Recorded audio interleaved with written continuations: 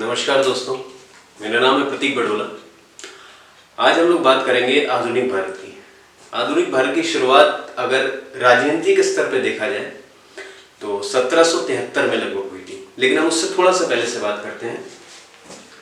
सन 1600 में क्या होता है कि ब्रिटिश गवर्नमेंट में, संसद में, कैबिनेट में एक रॉयल एक्ट आता है। रॉयल चार्टर एक अधिनियम कह लीजिए या एक घोषणा पत्र कह लीजिए।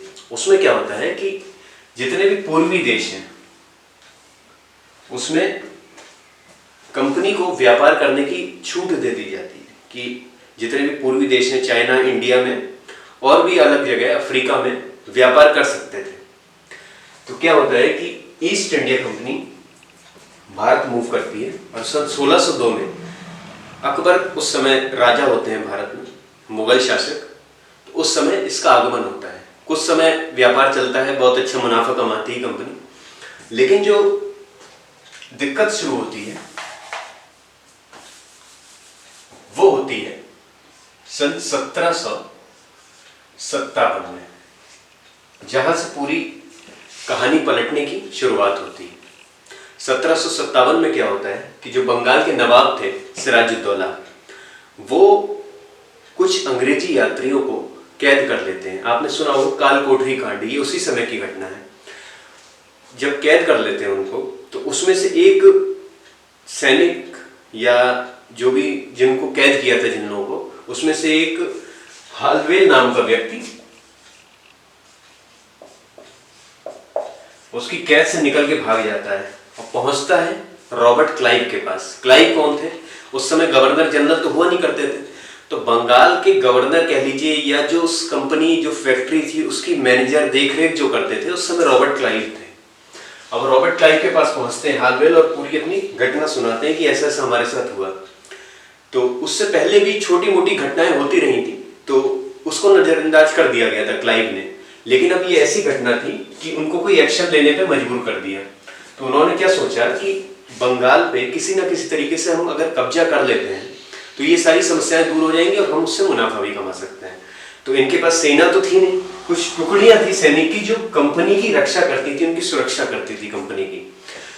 तो ये क्या काम करते हैं, उस समय बंगाल के जो नवाब थे सिराजुद्दौला, उनका सेनापति मीर जाफर, उससे जाके मिल जाते हैं। कौन? क्लाइव।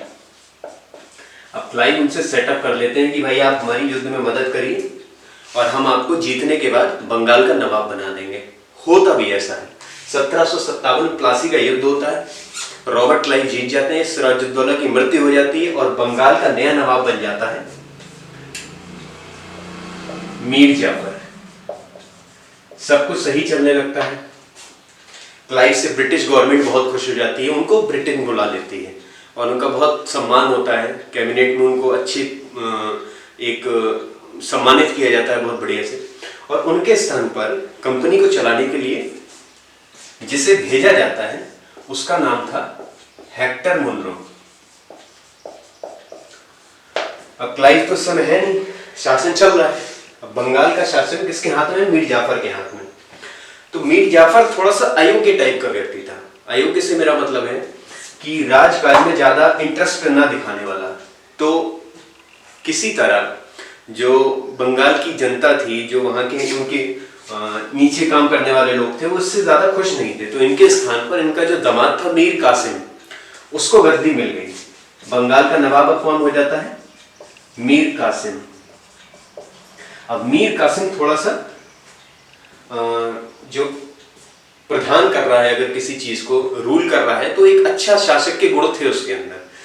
तो वो क्या करता है, बढ़िया से अपने तरीके से काम करने लगता है। अब अगर अपने तरीके से वो काम करेगा तो जो कंपनी जिसने उसको, उसके ससुर को पद दिलवाया था नवाब का, उसके तो विरोध में लगने लगेगा कि हाँ कंपनी को, कि भाई ये हमारे तरीके से फैसले नहीं ले रहा है।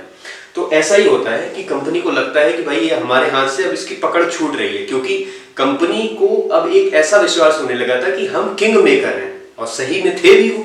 जब प्लासी का युद्ध जीते थे तो ऐसा पहली बार हुआ था कि बहुत बड़े स्तर पे कोई युद्ध जीत के किसी अपने जानने वाले व्यक्ति को, भले उनकी कौम से वो नहीं था, लेकिन वो उन्हीं का व्यक्ति था, मीर जाफर, उसको बिठा दिया गया था। लेकिन यहाँ पे ऐसा नहीं होता, मीर कासिम अपने हिसाब से काम करने लगता है। तो क्या करते हैं वो, दोबारा मीर कासिम को हटा के मीर जाफर को नवाब बना देते हैं। अब क्या होता है, मीर कासिम जो बहुत ज्यादा योग्य था इस पद के लिए, वो इस बात से दुखी हो जाता है। उसके पास सेना नहीं होती है, वो इसका विरोध कैसे करे। वो जाता है उस समय मुगल सम्राट के पास। उस समय का मुगल सम्राट कौन होता है, शाह आलम द्वितीय। उनसे मदद मांगता है, कहता हमें अपनी सेना दीजिए, हमें अपना सपोर्ट दीजिए, हम बंगाल की गद्दी दोबारा आएंगे। लेकिन अब क्या होता है कि इसकी पावर बढ़ चुकी है कंपनी की, जब से ये युद्ध जीती है इसका वर्चस्व बढ़ा है। तो ये कहते हैं कि हमारी सेना भी उतनी ज्यादा ताकतवर नहीं है, इसको और बढ़ाने की जरूरत है। तो ये दोनों मिलकर जाते हैं अवध के नवाब के पास। अवध के नवाब उस समय कौन होते हैं,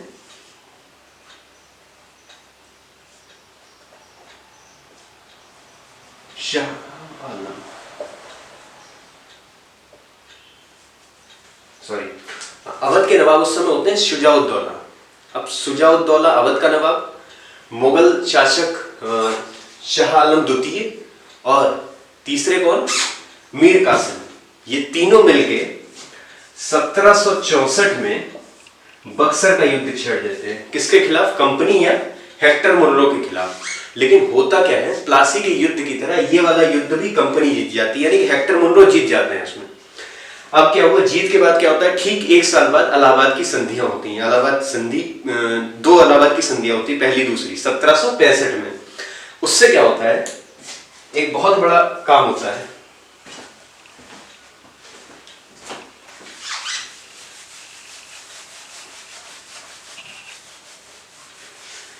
इलाहाबाद की संधि के बाद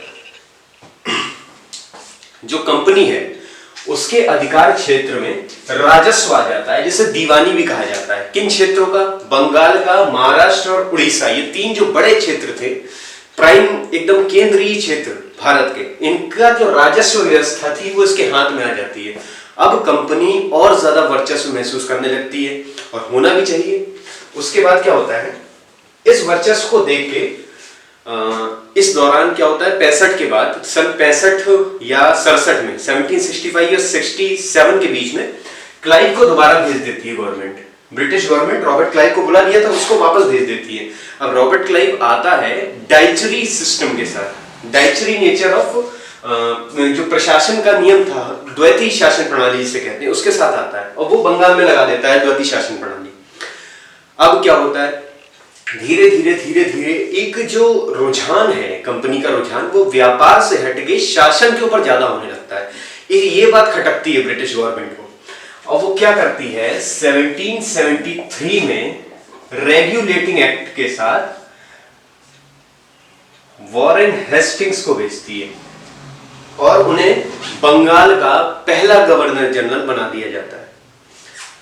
तो रेगुलेटिंग एक्ट ये क्या कहता है 1773 वाला, कि एक बोर्ड ऑफ डायरेक्टर होना चाहिए। बोर्ड ऑफ डायरेक्टर किस लिए, जो सैन्य व्यवस्था, नागरिक मामले और राजस्व से संबंधित जो भी फैसले हों, उसमें कंपनी अपने आप भागीदारी सिर्फ अकेले ना कर पाए, उसे कुछ किसी को जानकारी देने हो, उसके ऊपर भी कोई हो जिसे वो इन सब चीजों की जानकारी दे। ऐसा ही हुआ, बोर्ड ऑफ डायरेक्टर बन गया 1773 में, रेगुलेटिंग एक्ट आ गया। तो उसके ठीक एक साल बाद क्या होता है, अच्छा 1773 के एक्ट में एक और चीज खास थी, सुप्रीम कोर्ट ऑफ बंगाल, जो एक साल बाद बन गया 1774 में, और उसमें एलिजा इम्फे जो हेड जज थे,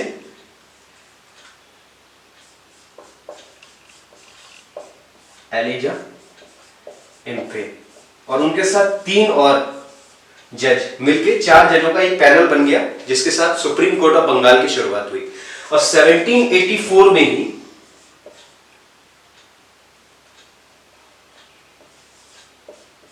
आपका आता है Pitt's India act. Pitt's India act क्या कहता है, जो रेगुलेटिंग एक्ट 1773 था, इसमें कुछ बदलाव किए गए। बदलाव कैसे किए गए, जैसे 1773 के रेगुलेटिंग एक्ट में बोर्ड ऑफ डायरेक्टर काउंसिल नियुक्त करी गई थी। अच्छा 1784 का जो पिट्स इंडिया एक्ट था, इसमें क्या हुआ, बोर्ड ऑफ काउंसिल नियुक्त कर दी गई। बोर्ड ऑफ काउंसिल पैनल क्या था, एक इससे भी ऊपर, बोर्ड ऑफ डायरेक्टर से भी ऊपर। अब क्या होता है, 1784 में बोर्ड ऑफ काउंसिल आ जाता है। ठीक है, आगे बढ़ते हैं कहानी। अच्छा, इस दौरान कई सारे युद्ध भी हुए। सबसे पहले देखिए एंग्लो मराठा वॉर शुरू हुई थी 1775 से लेकर 1782 तक चली। इसी के बाद सालवाई की संधि हुई आपकी 1782 में ही। अच्छा, दूसरा एंग्लो मैसूर वॉर भी हुआ वॉरेन हेस्टिंग के टाइम पे ही 1780 से लेकर 1784 के बीच में। पहला रोहिला वॉर 1773 से लेकर 1774 के बीच में, सब इसी के दौरान हुए। अच्छा ठीक है, अब ये जाते हैं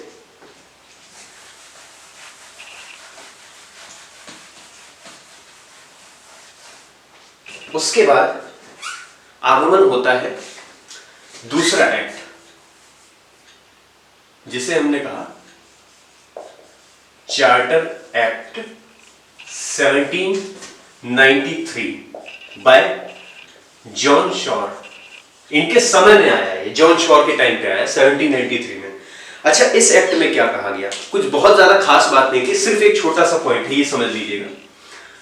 जो बोर्ड ऑफ काउंसिल है, इसके जितने भी कार्यकारी सदस्य थे, जितने भी इसमें लोग काम करते थे, कर्मचारी गण थे, उनका जो वेतन था अब भारतीय राजस्व से दिया जाएगा। यह निर्णय हुआ था 1793 के चार्टर्ड एक्ट में। कुछ बहुत ज्यादा खास नहीं था, थोड़ा आगे बढ़ जाते हैं इससे।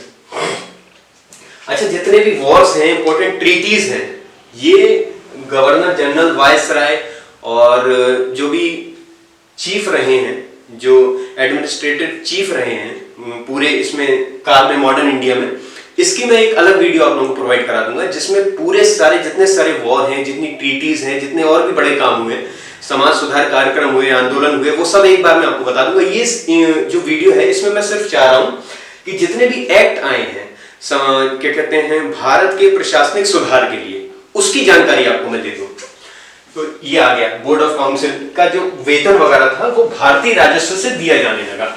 इसके बाद क्या होता है भाई, एक दूसरा एक्ट आता है, मिंटो, आपने नाम सुना होगा, मिंटो के टाइम। इनका कार्यकाल था 1807 से 1813 तक। तो 1813 में ये एक्ट आया, जिसे चार्टर्ड एक्ट कहा जाता है। इस एक्ट की क्या खासियत थी और ये एक्ट आया क्यों? क्या हुआ था कि जो कंपनी का वर्चस्व था वो राजनीतिक स्तर पे बहुत ज्यादा हो गया था।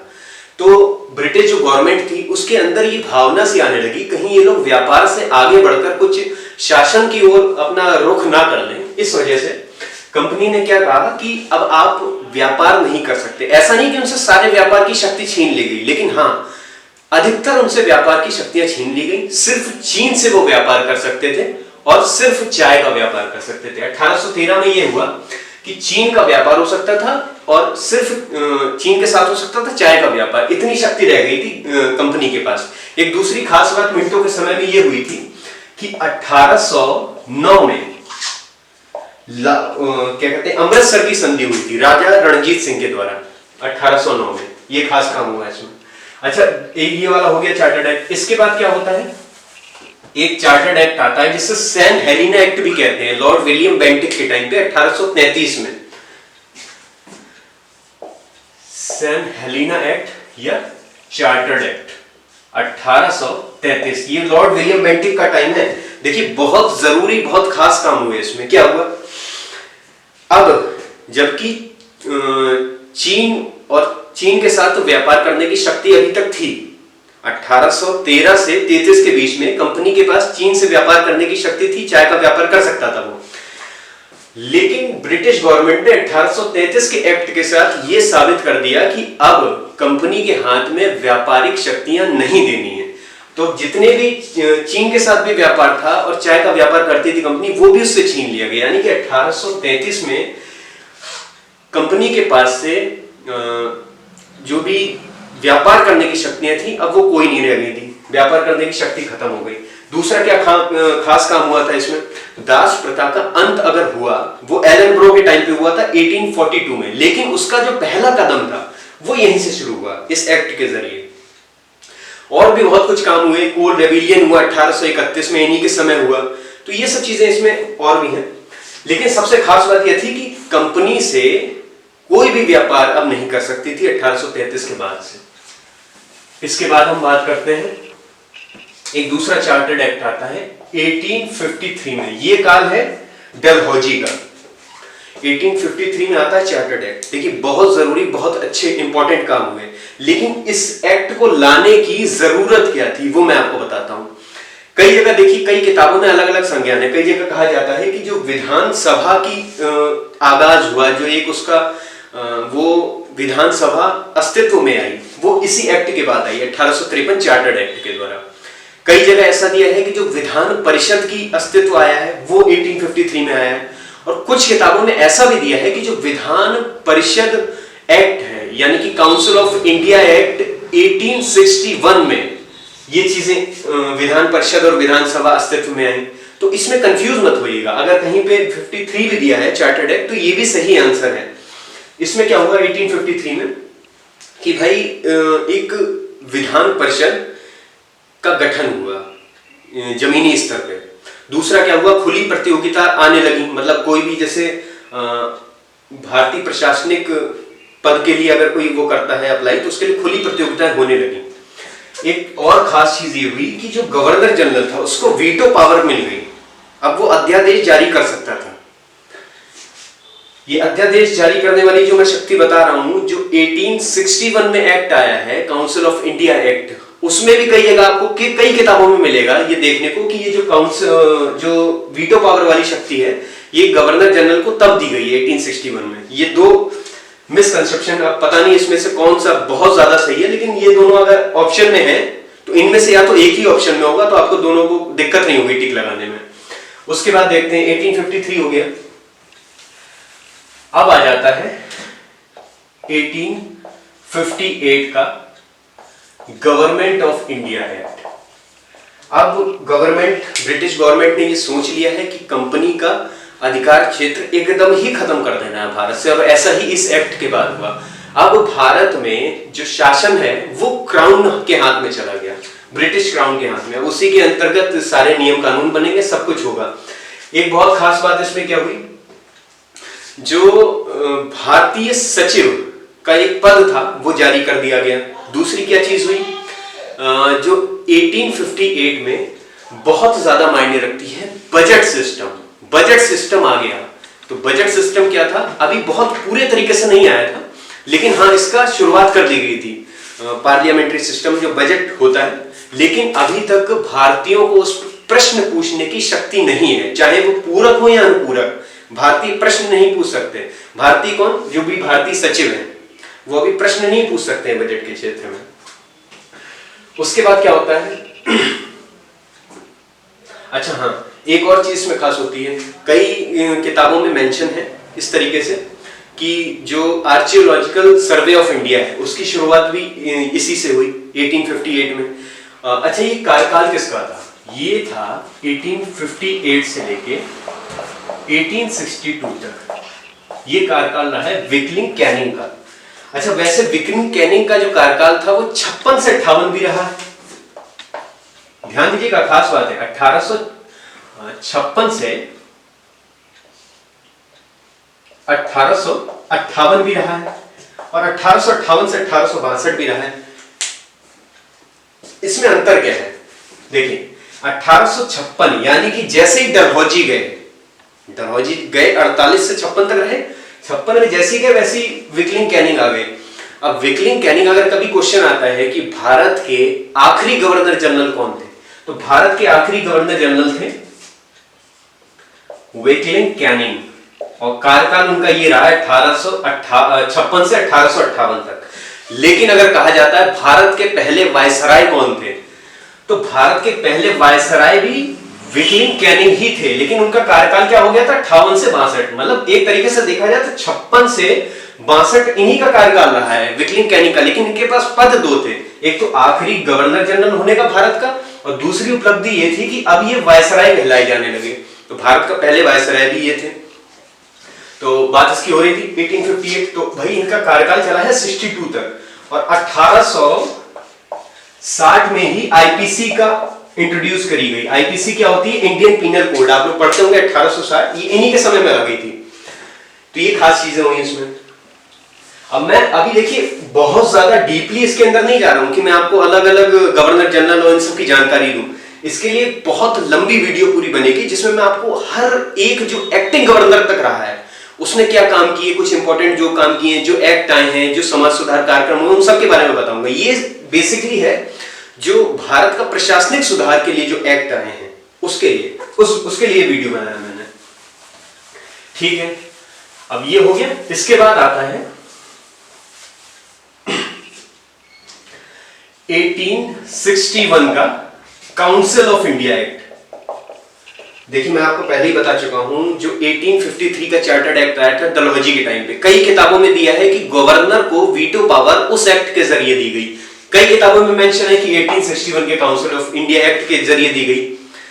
तो इस चीज को थोड़ा सा अपने माइंड में रखिएगा।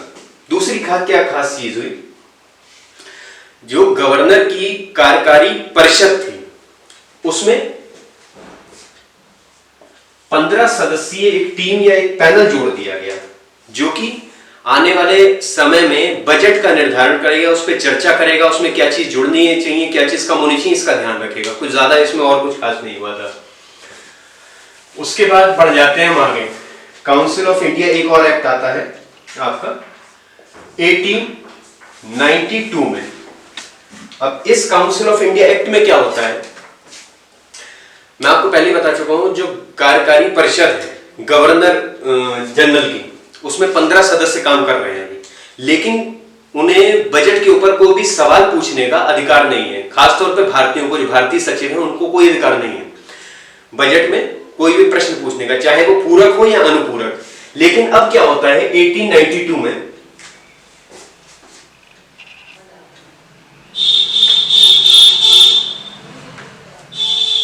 जो बजट सिस्टम पे प्रश्न पूछने का अधिकार था, सिर्फ पूरक प्रश्न पूछने का अधिकार वो दे दिया जाता है।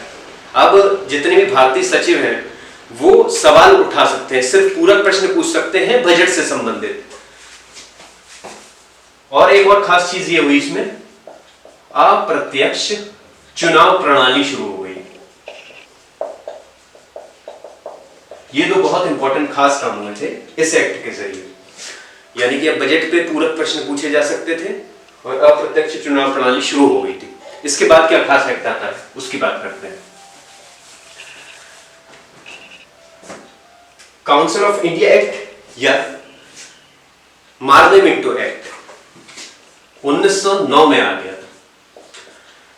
इस एक्ट की क्या खासियत थी, देखिए जवाहरलाल नेहरू ने उस समय कहा था कि अगर पाकिस्तान बनने का सबसे बड़ा श्रेय दिया जाना चाहिए तो उसके मिंटो को दिया जाना चाहिए। क्यों? क्योंकि इसमें प्रत्यक्ष जो निर्वाचन क्षेत्र थे वो उन्हें डिफर कर दिया गया था, यानी कि मुस्लिमों के लिए अलग एक क्षेत्र नियुक्त कर दिया गया था वोटिंग के लिए।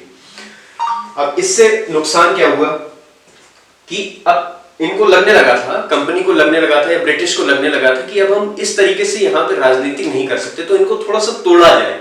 तो कम्युनिज्मवाद फैला। इसके बाद क्या हुआ कि 1906 में आगा खान ने मुस्लिम लीग बना दी।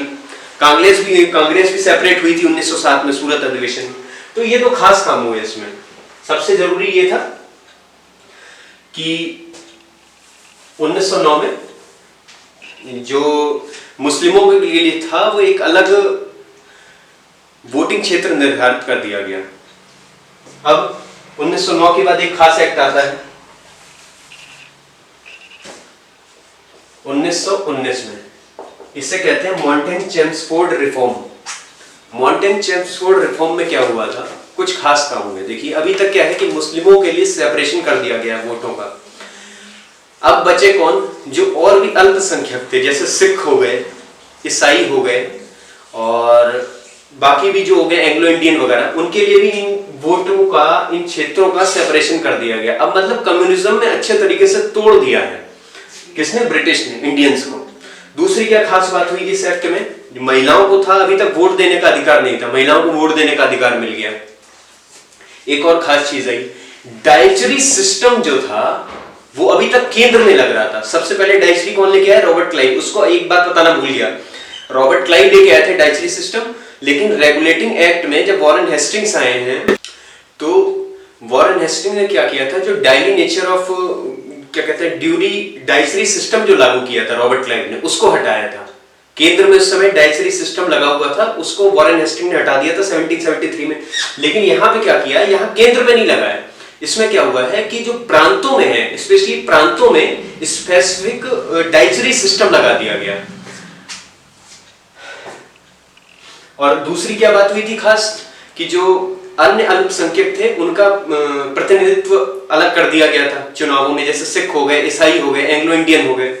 तो ये दो खास चीजें हुई थी मॉन्टेग-चेम्सफोर्ड रिफॉर्म में।